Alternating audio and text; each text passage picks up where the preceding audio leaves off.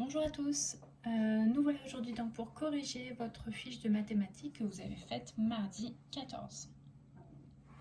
Première activité, donc il fallait colorier tous les cercles en rouge, les carrés en bleu, les rectangles en marron et les triangles en jaune.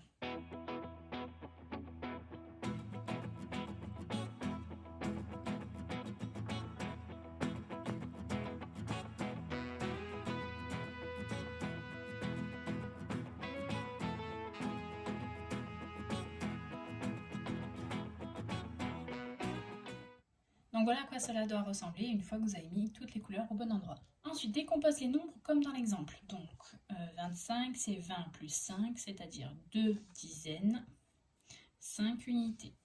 Donc 51, c'est 50 plus 1. Et c'est donc 5 dizaines, une unité. D'ailleurs, sans S. Et enfin, 40, c'est donc 40 plus 0. Donc 4 dizaines, 0, unité. Donc 16, c'est une dizaine et 6 unités. Donc une barre de 10 et 6 unités.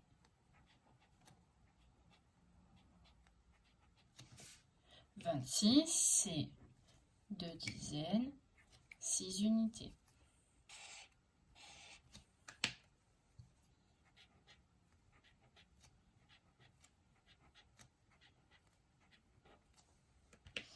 Comme on a vu dans l'explication, il faut d'abord ajouter ensemble les unités.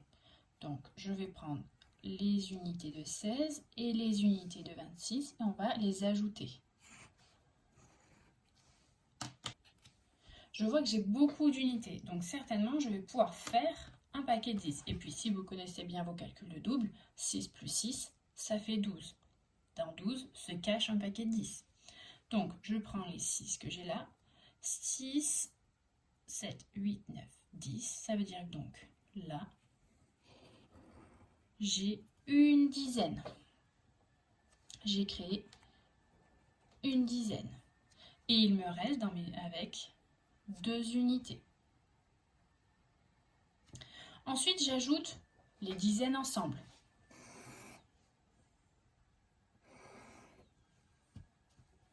J'ai donc une dizaine de 16 et encore 2 dizaines de 26. Je vois donc que j'ai 3 dizaines ici.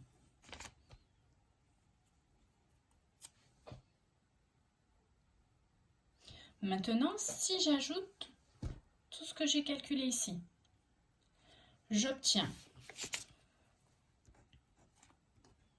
Donc, je vais redessiner mes dizaines, sachant que je viens d'en créer une nouvelle. D'accord? Donc, la dernière là que j'ai faite correspond à celle que j'ai créée ici avec mes unités, que j'en avais suffisamment pour faire un paquet 10.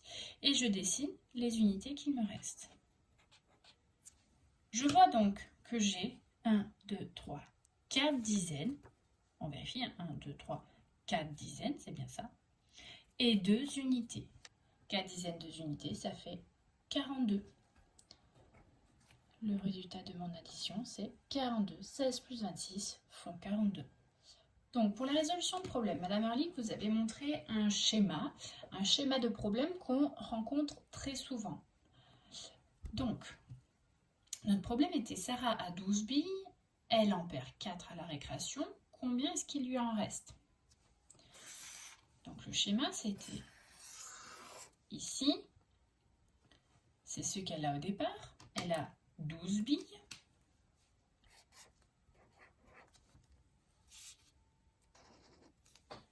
Elle en perd 4 à la récréation.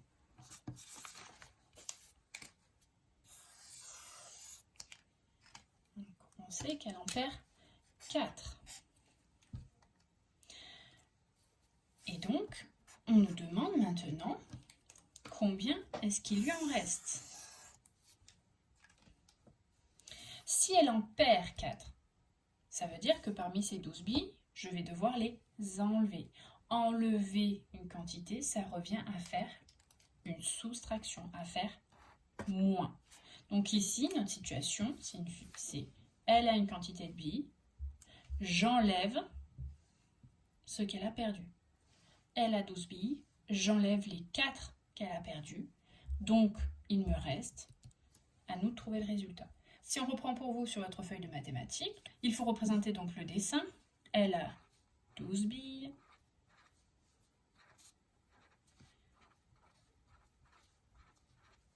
Voilà. Elle en perd 4, donc si j'en perds, c'est que je les enlève. Et je vois ce qu'il me reste, 8. Et le calcul, eh bien, c'est celui que nous venons d'écrire sur la grande fiche du problème de type 1. C'est donc 12 billes, j'enlève, donc moins, la quantité 4. Il me reste égal 8.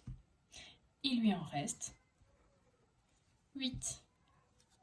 Ici, il s'agissait donc de révision sur les formes. Donc, le triangle, le carré et le rectangle. On avait appris donc des mots très importants pour parler de ces figures et pour pouvoir les repérer, les reconnaître. C'était les termes de côté et de sommet. Les côtés, ce sont ces petits traits, les petits traits qui se rejoignent. Les sommets, c'est ce qu'on appelait au début de l'année les pics. Et donc dans chaque figure, il y a un nombre de côtés et de sommets bien spécifique. Le triangle, c'est celui qui a 3 côtés. 1, 2, 3. Comme 3. Triangle. 3. Et donc, il a également 1, 2, 3 sommets. Le carré, il a 1, 2, 3, 4 côtés et 4 sommets. 1, 2, 3, 4.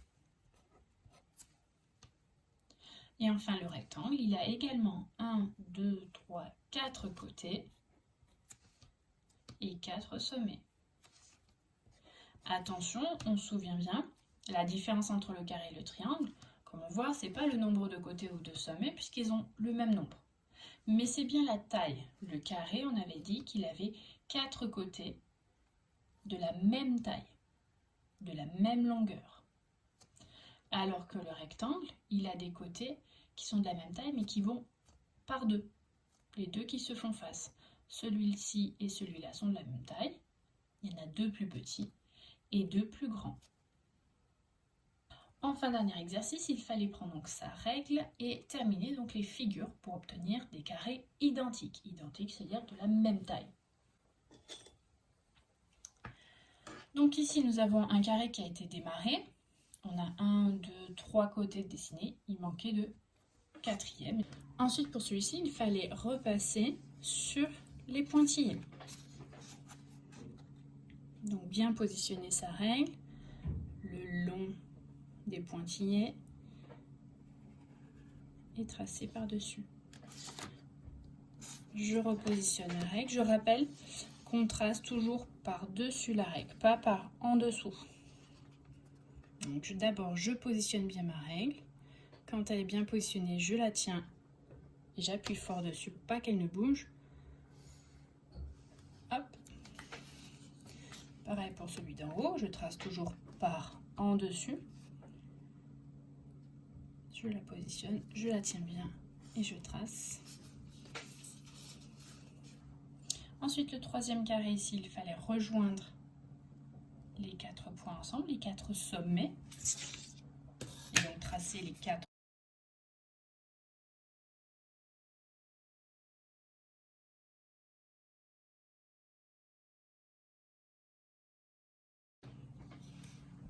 Et enfin, le dernier carré, c'était un petit peu le plus difficile puisqu'on n'a qu'un sommet, qu'un point de départ. Il faut donc compter, pour pouvoir faire un carré identique aux autres, il fallait compter les carreaux, de combien je dois me monter et ensuite me déplacer. Je dois donc compter de 1, 2, 3, 4, 5, 6. Je pars de mon point de départ et je monte de 6.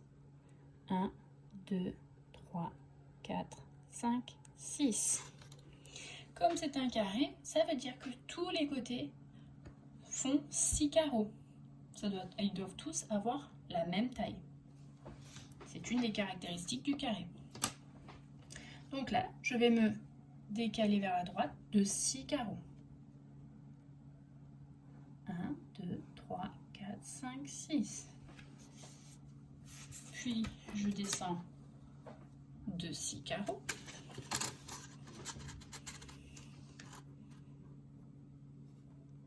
Un, 2, 3, 4, 5, 6.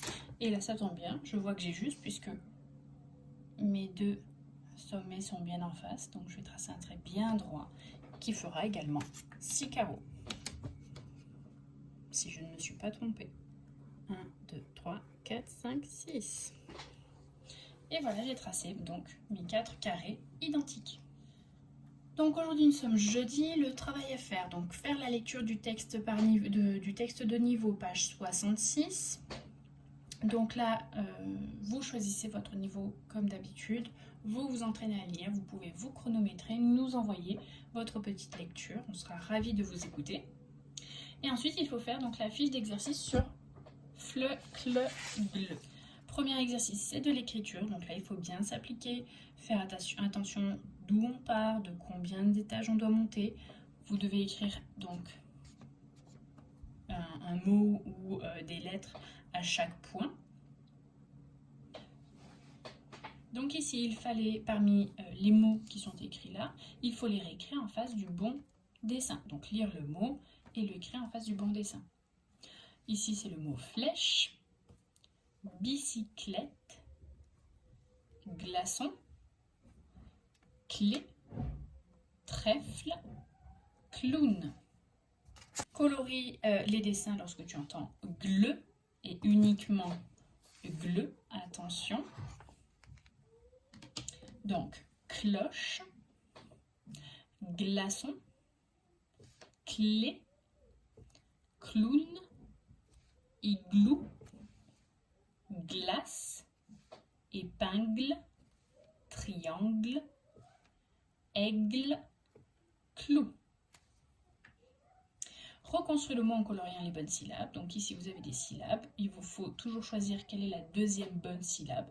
Donc ici le dessin c'est un éclair, une règle, un sifflet, ongle,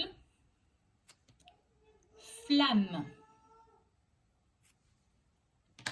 Et enfin, dernier exercice, complétez le mot avec la syllabe manquante. Donc, que, cle, gle ou fle. Sanglier, globe, bouclier, épingle, boucle, gland. Ensuite, dernier travail pour aujourd'hui, lire la leçon. Pour savoir le numéro de la leçon, il faut aller voir donc dans le mail que votre enseignant vous a envoyé aujourd'hui. Vous aurez le numéro que vous devez revoir. Et faire les calculs suivants dans votre cahier de brouillon ou cahier d'écriture. Donc vous, comme d'habitude, vous mettez la date sur une ligne et ensuite un calcul par ligne avec le résultat. Bonne journée à tous et à demain!